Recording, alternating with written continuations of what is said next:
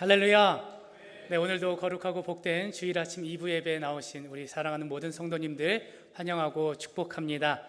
오늘 하나님께서 저와 여러분에게 주시는 이 예배 시간이 우리에게 참된 소망과 기쁨과 또 은혜의 시간이 될 줄 믿습니다. 오늘 우리에게 주실 말씀을 기대함으로 마음을 활짝 열고 주님 앞에 나온 우리 모든 성도님들 진심으로 축복합니다. 오병이어 사건은 예수님께서 행하신 많은 기적들 가운데 유일하게 네 복음서에 모두 다 기록되어져 있는 말씀이 바로 오병이어의 말씀입니다.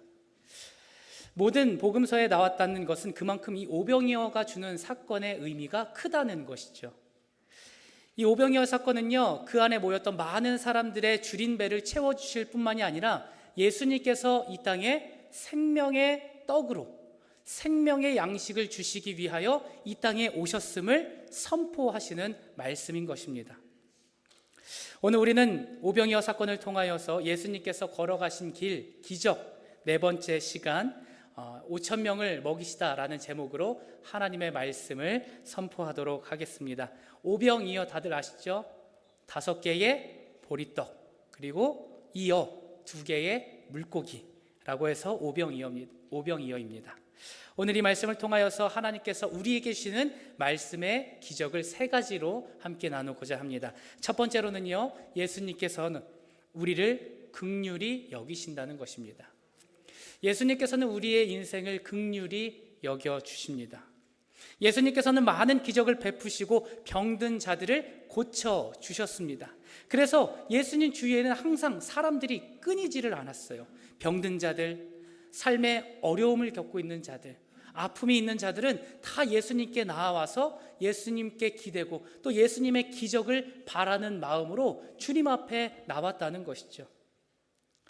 오늘 주님 앞에 나온 자들도 동일합니다. 오늘 주님 앞에 나온 이유가 무엇일까요? 오늘의 말씀 6장 2절 말씀을 보면 큰 무리가 따르니 이는 병자들에게 행하시는 표적을 보았음이러라.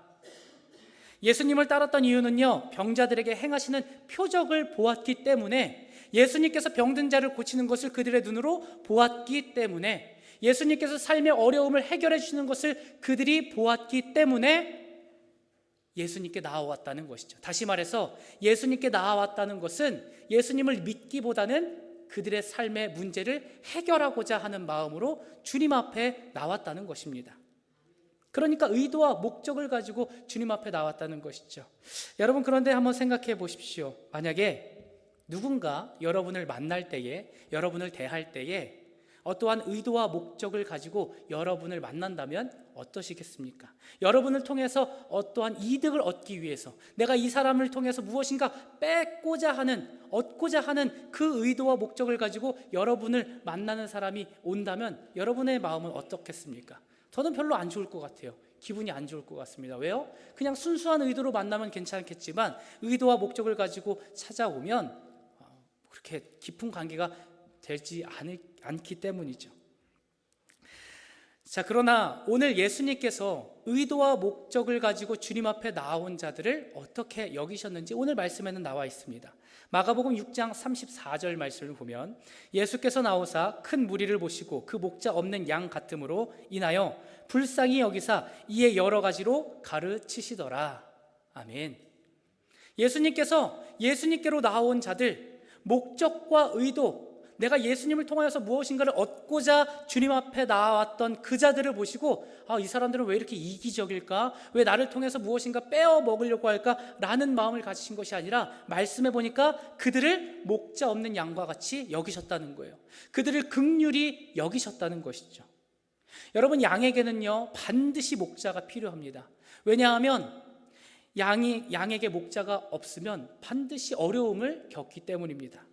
이리에 잡혀 먹히거나 아니면 낭떠러지에 떨어지거나 아니면 몸이 뒤집어서 스스로 일어날 수 없는 어려움을 반드시 겪게 된다는 것이죠.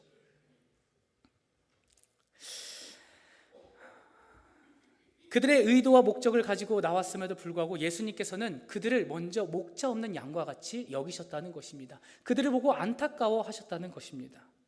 여러분, 이처럼 우리도 주님 앞에 나아갈 때, 주님 앞에 나아올 때 어떠한 의도와 목적을 가지고 주님 앞에 나아올 때가 있습니다.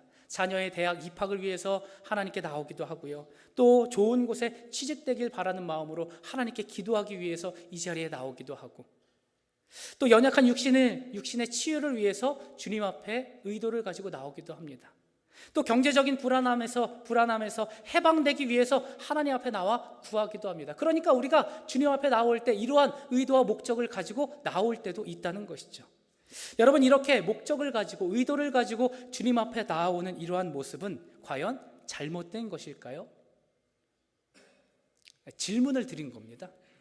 질문을 드렸으면 대답을 하시면 돼요. 어떠한 의도와 목적을 가지고 우리가 주님 앞에 나아갈 때 그 모습이 과연 잘못된 것일까요? 저는 그렇게 생각하지 않습니다. 그리고 오늘 본문을 보니 예수님께서도 그렇게 생각하지 않으셨습니다. 중요한 것은 어떠한 이유에서이든지 우리가 주님 앞에 나아오는 것이 중요하다는 것을 우리는 말씀을 통해서 알 수 있습니다. 용산 쪽에 이 송태근 목사님이라고 3일교회를 섬기시는 목사님이 계십니다. 이 교회는요, 청년교회로 굉장히 유명한 교회입니다. 청년들이 굉장히 많은 교회이죠. 그런데 저 대학생 때, 제가 학부생 때 돌았던 이야기가 무엇이냐면, 너 결혼하고 싶으냐? 그러면 3일교회로 가라. 좋은 형제와 좋은 자매를 만나고 싶으냐? 그러면 3일교회로 가냐? 왜냐하면 그곳에 청년들이 정말 많기 때문입니다. 그래서 좋은 형제, 좋은 자매를 만나기 위해서 3일교회로 출석하는 청년들이 꽤나 많았습니다. 저도 만약에 그 당시 사역을 하지 않았더라면 아마 거기 갔을 거예요. 그런데 다행이죠. 그곳에 안 간 게 다행이죠. 갔으면 지금의 아내를 못 만나지 않았겠습니까?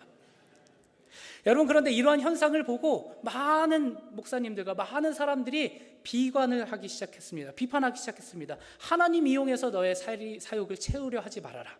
너의 사역을 채우지 말아라. 비판하는 목소리가 굉장히 많았습니다. 그런데요, 여러분, 이게 잘못된 것일까요? 그렇지 않습니다. 교회 가서 배우자를 만나지 어디 가서 배우자 만나겠어요? 교회 가서 믿음의 사람 찾지 어디 가서 믿음의 사람 찾겠습니까? 어디 술집 가서 믿음의 배우자를 찾을 수 있을까요? 그렇지 않죠. 교회 안에 믿음의 형제들, 믿음의 자매들을 만날 수 있는 것이죠. 믿음의 가정을 이루겠다고 하면서 다른 곳에 가서 찾을 수 없다는 거예요. 교회에 가야지 믿음의 형제들, 자매들을 만날 수 있는 것이죠. 그러니까 그러한 의도와 목적을 가지고 주님 앞에 나아오는 것, 그것 또한 괜찮다는 것입니다. 여러분, 제가 군대에 있을 때 정확하게 기억하는 것이 있습니다. 군대에서 교회를 가는 이유, 종교 활동을 하는 이유 90%가 뭔지 아십니까? 초코파이 때문에 그래요. 초코파이 주기 때문에 종교 활동, 교회를 갑니다. 만약에 햄버거를 주는 종교, 만약에 불교에서 그 햄버거를 준다 그러면 그때 그쪽으로 싹 몰려요. 초코파이 주기 때문에 교회를 출석합니다. 저는 분명히 기억하는 것은 제가 214번 훈련병이었고요. 그리고 제 옆에 213번 실명은 거론하지 않겠지만 그 친구가 초코파이를 먹기 위해서 저를 따라 계속 교회로 출석을 했습니다. 다행인 것은 이 친구가 햄버거 준다고 해도 그쪽은 안 가더라고요. 교회를 가면 그 친구가 음악을 굉장히 좋아했던 친구였기 때문에 밴드를 하고 음악이 나오는 것을 즐겨하기 때문에 교회로 함께 출석을 했습니다. 자, 그런데 마지막 4주차가 되는 그 주일 예배 때 이 친구가 찬양을 부르는 내내 펑펑 울더라고요. 펑펑 울었습니다. 그래서 제가 너무 신기해서 너 왜 우냐? 라고 물어봤어요. 그러니까 나도 모르게 내 마음이 너무나 편안하다는 거예요. 그러니까 그 친구가 말한 편안함은 하나님께서 주시는 평안함이죠. 내 마음이 너무 평안하다는 거예요. 그리고 뭔가 내가 소중한 존재라는 것이 찬양을 통해서 계속해서 들려지는 것 같다라고 이야기했습니다. 그러면서 그 친구의 표현대로 말씀을 드리면 뭔가 계속 나에게 필이 온대요. 뭔가 자꾸 온다는 거예요. 그래서 저는 그때 깨달았습니다. 하나님께서 지금 이 친구의 마음을 만져주고 계시는구나. 이 친구의 마음을 만져주시고 계시는구나. 비록 이 친구가 교회에 나온 것, 예배를 드리는 것은 초코파이로 인하여서 교회를 나왔지만 분명한 것은 주님의 전에 나온 하나님의 자녀들을 하나님께서는 반드시 그 마음을 만져주시고 처음에 목적과 의도를 가지고 주님 앞에 나왔을지는 모르겠지만 그 마음을 변화시켜 주셔서 하나님의 사랑하는 자녀로, 하나님의 백성으로 다시금 거듭날 수 있도록 은혜를 허락하시는구나.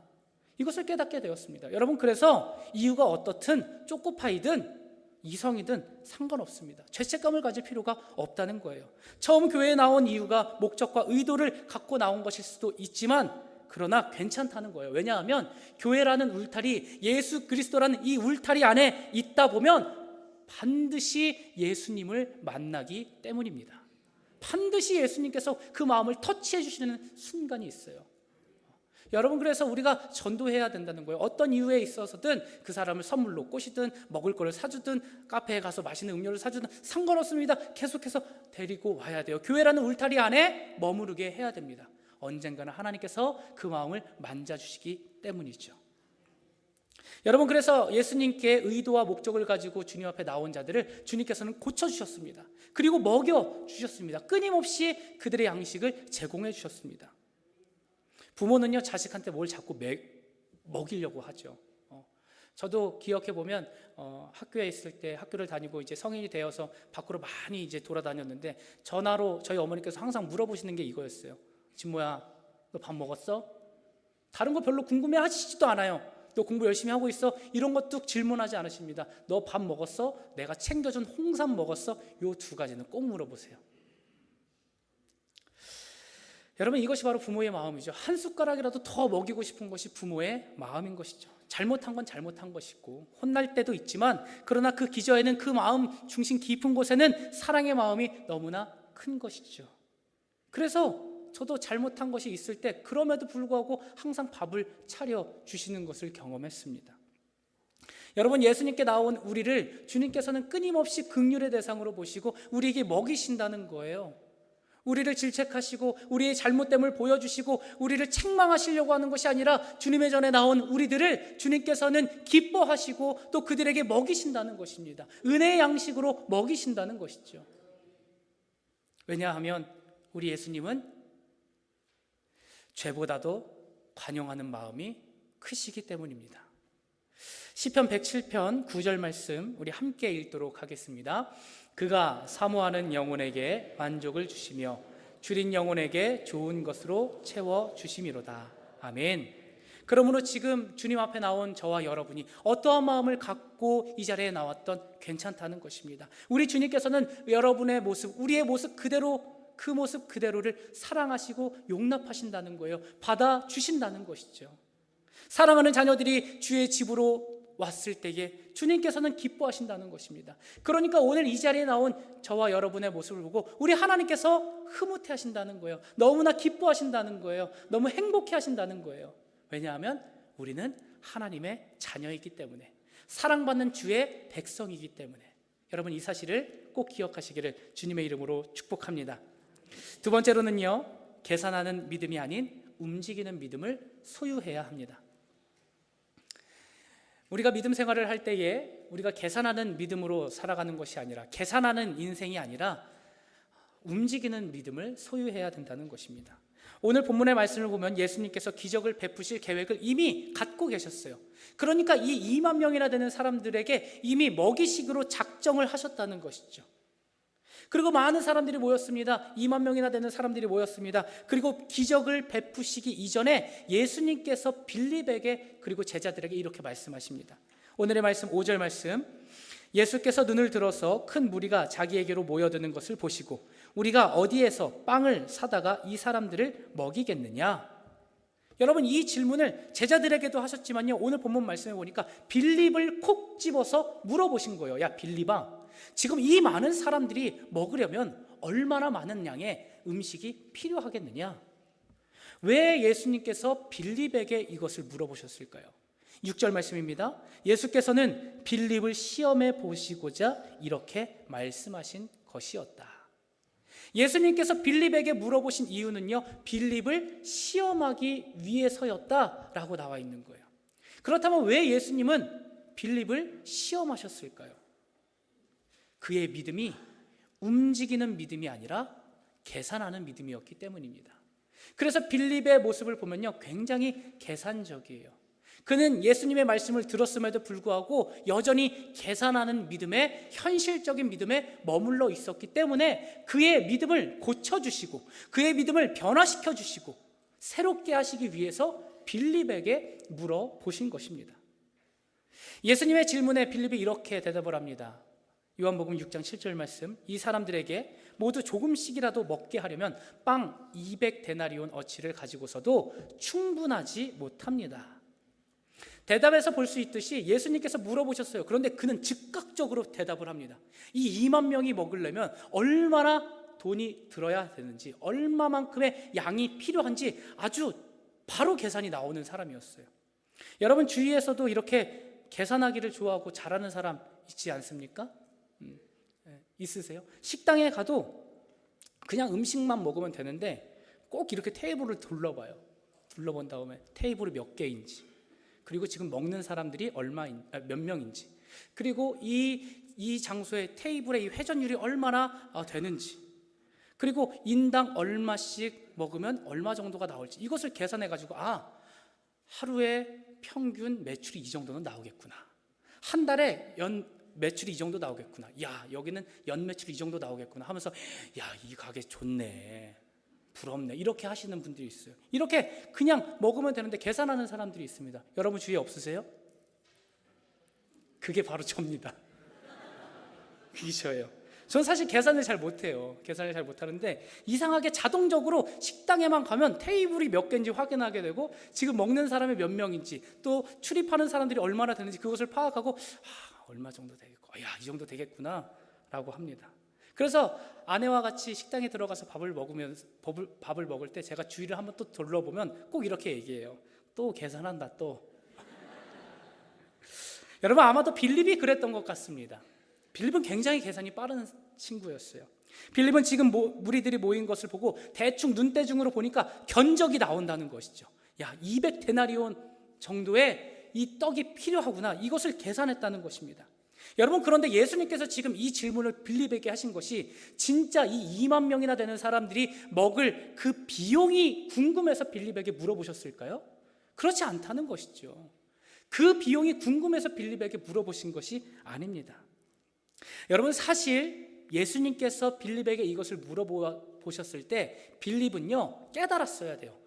예수님께서 또다시 기적을 베푸시겠구나, 예수님께서 어떠한 일을 하시겠구나 라는 기대감을 가졌어야 됩니다. 그는 계산하는 마음, 계산하는 그러한 자리에서 벗어나서 예수님께서 지금 무슨 일을 하실까, 어떠한 기적을 베푸실까라는 그 기대감으로 주님 앞에 나아가야 됩니다. 왜냐하면 이미 빌립은 예수님의 기적을 경험했던 사람이었기 때문이죠. 요한복음 2장 말씀을 보면 가나의 혼인잔치의 말씀이 나오죠. 그때 물이 포도주로 바뀌는 기적을 빌립은 경험했다는 거예요.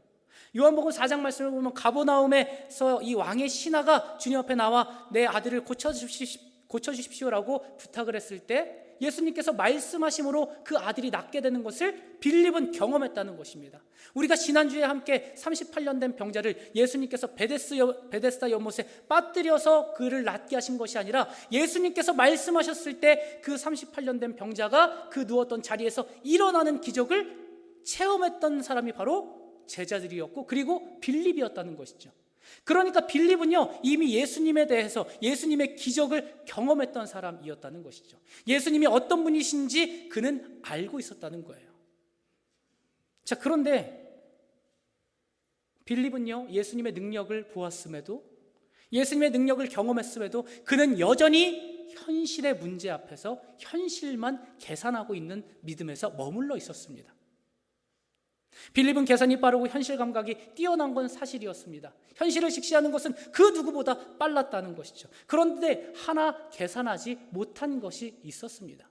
그가 계산하지 못한 것은 바로 예수님의 능력을 계산하지 못했어요. 예수님의 능력의 사이즈는 계산하지 못했습니다. 2만 명이나 되는 사람들이 먹을 양을 계산할 수는 있었겠지만 예수님 기적을 베푸시는 예수님의 능력의 사이즈는 그가 계산하지 못했다는 것이죠. 잊고 있었다는 거예요. 그런데요 빌립과는 조금 다르게 반응한 제자가 있었습니다. 그 사람은 바로 안드레였습니다. 빌립이 계산하는 믿음을 갖고 있었다면 안드레는요 움직이는 믿음을 갖고 있었습니다. 움직이는 사람이었어요. 말씀을 듣고요 계산하는 사람이 아니라요 말씀을 듣고 움직이는 사람이었다는 거예요.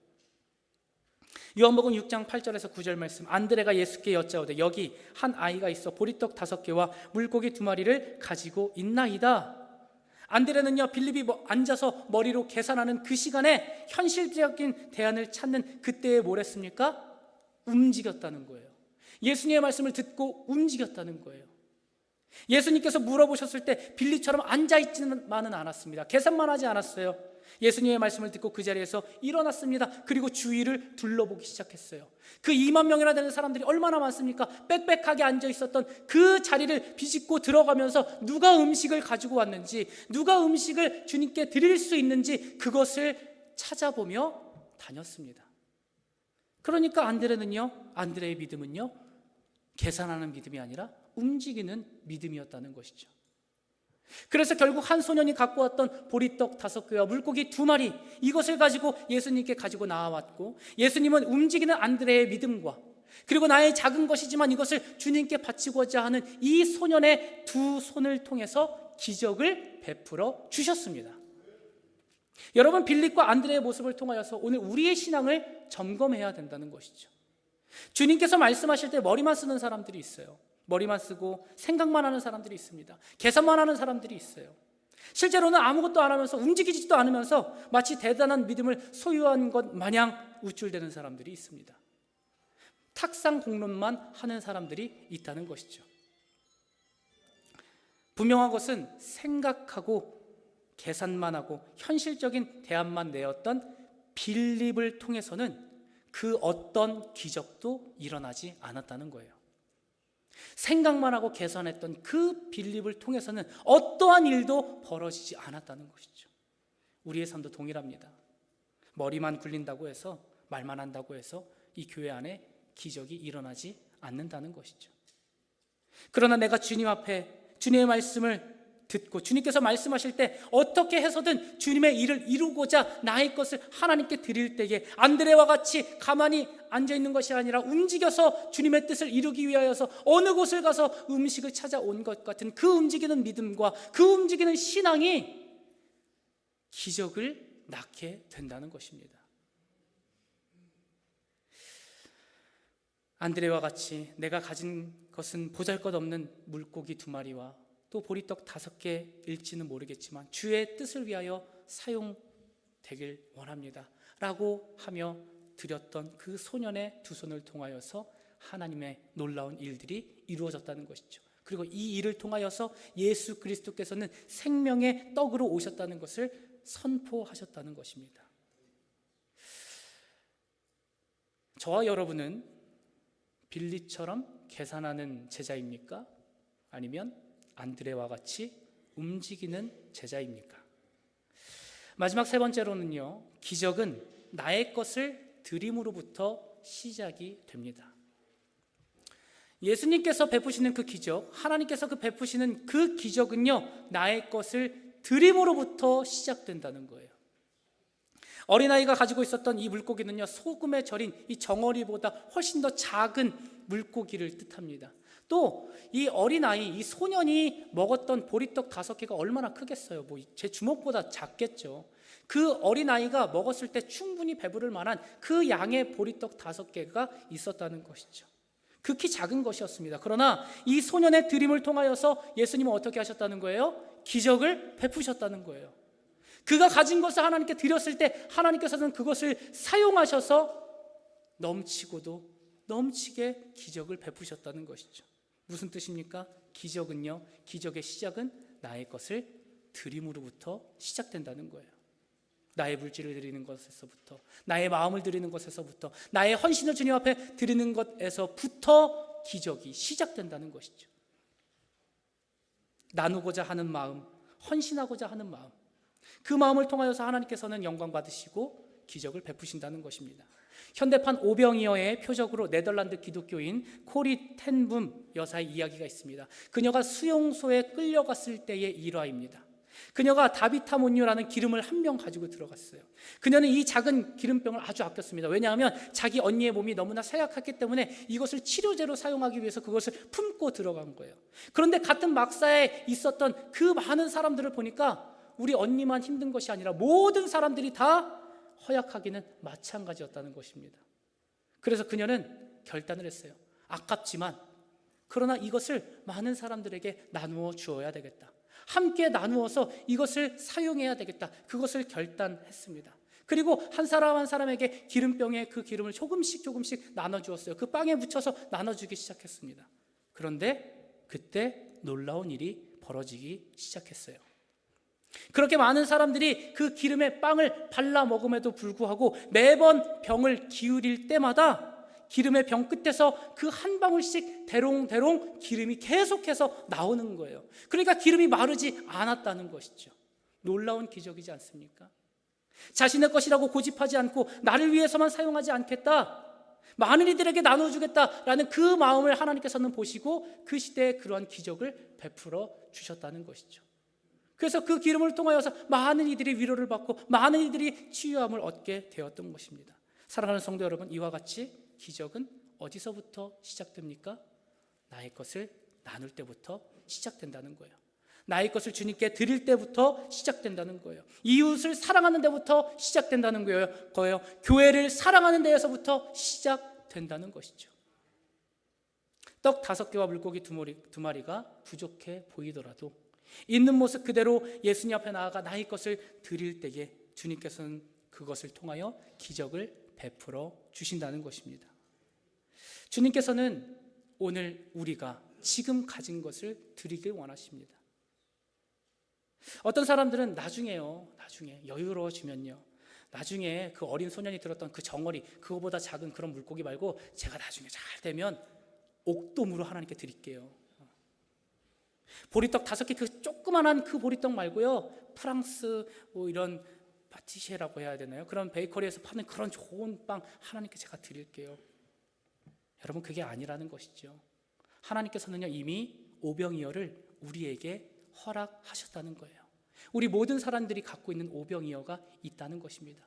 우리 모든 사람이 갖고 있는 그 향유 옥합이 있다는 것입니다. 그것을 주님 앞에 정직하게 드릴 때에 주님께서는 기적을 베풀어 주신다는 것이죠. 요한복음 6장 12절에서 13절 말씀을 보겠습니다. 그들이 배불리 먹은 뒤에 예수께서 제자들에게 남은 부스러기를 다 모으고 조금도 버리지 말아라 하고 말씀하셨다.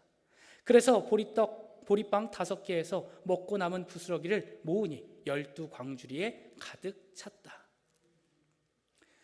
나의 것을 하나님께 드릴 때에 하나님께서는 그것을 반드시 축복하시고 나에게 뿐만이 아니라 나에게 속한 공동체를 이롭게 하신다는 것입니다. 12광주리라는 것은요, 완벽함을 의미합니다. 부족함이 없는 풍성한 것을 의미한다는 것이죠. 우리가 주님 앞에 나의 것을 드릴 때에, 나의 헌신을 드릴 때에, 내가 가진 오병이어를 하나님께 올려드릴 때에 주님께서는요, 그것을 받으시고 입 싹 닫는 분이 아니라 하나님께서는 그것을 통하여서 하나님의 일을 이루신다고 약속하셨습니다. 오늘 장로님께서 기도해 주신 것처럼 이제 우리 교회가 점점 노후화가 되었고, 그리고 앞으로 또 교체해야 될 것들이 굉장히 많이 들어갑니다. 특별히 여러분에게 하나님께서 오늘 이 말씀을 통하여서 주시는 마음과 감동이 있다면 하나님께 드리는 것을 아깝게 여기지 마시기를 주님의 이름으로 축복합니다. 내가 하나님께 드릴 때에 하나님께서는 그것을 없애시는 것이 아니라, 그것을 제로로 만드는 것이 아니라 하나님 앞에 나의 것을 드릴 때에 주님께서는 반드시 그거를 통하여서 12광주리를 남기시겠다고 우리에게 약속하셨어요.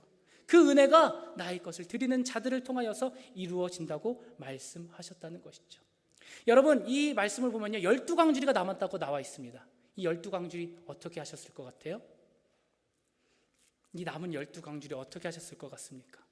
성경에는 분명히 나와 있지는 않습니다. 기록되어 있지는 않아요. 그런데 저는 한번 상상해 보았습니다.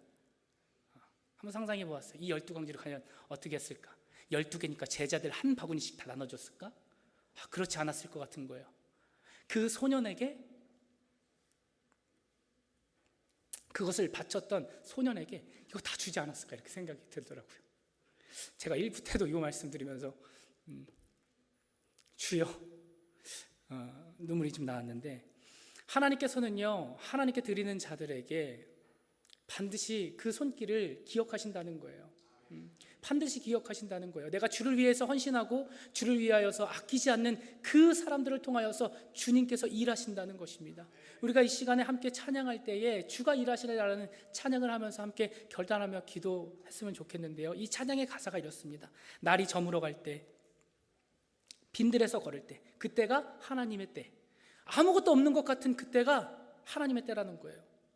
또 내 힘으로는 안 될 때, 내 힘으로는 안 되지만 빈손으로 걷지만 그러나 내가 주님을 의지하며 살아갈 때에 그때가 바로 주님께서 인도하시는 때라고 우리에게 말씀해 주십니다. 또한 적은 떡과 물고기 내 모든 걸 주님께 드릴 때에 주님께서는 그것을 사용하셔서 하나님의 놀라우신 역사를 이루시고 하나님의 기적을 베푸신다고 우리에게 말씀하셨습니다. 주가 일하시네, 주가 일하시네, 주께 아끼지 않는 자에게, 주가 일하시네, 주가 일하시네, 주님을 신뢰하며 걷는 자에게. 여러분, 주님을 신뢰하십니까? 주님을 신뢰하시길 주님의 이름으로 축복합니다. 말씀을 맺도록 하겠습니다. 사랑하는 성도 여러분, 우리가 주님 앞에 무엇인가 드릴 때 여전히 계산하고 계십니까? 이것은 내 것인데 여전히 움켜쥐고 계십니까? 그것을 주님 앞에 온전히 맡기시길 축원합니다. 내 것을 내려놓을 때에 그것을 통하여 일하시고 풍성하게 하시고 12광주리의 큰 은혜를, 그 광주리를 남기셔서 또 그 소년의 손을 통하여서 또 그 남은 것들을 많은 이들에게 나누어 주고 그 공동체와 그 세상을 이롭게 하는 아름다운 축복이 저와 여러분, 그리고 여러분의 가정과 또 우리 교회를 통하여 이루어지기를 주님의 이름으로 축복합니다. 우리 이 시간 함께 찬양했으면 좋겠습니다. 주가 일하시네. 우리 함께 찬양하시고 우리 주신 말씀 우리 마음에 새기시면서 함께 기도하도록 하겠습니다.